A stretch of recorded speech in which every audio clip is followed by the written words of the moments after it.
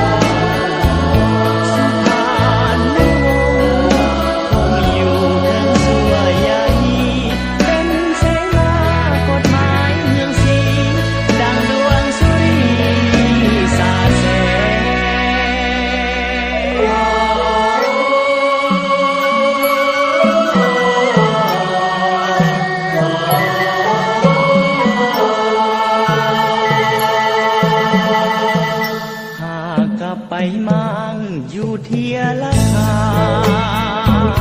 ดวงสุริยาช่องฟ้าบัวละพาแดงลูกลาวลานลาวน้อมเก้าถวายความฮักแพงห้อยหัวใจเป็นมาลัยแดงแด่เจ้าสายแดงสุภานุวงศ์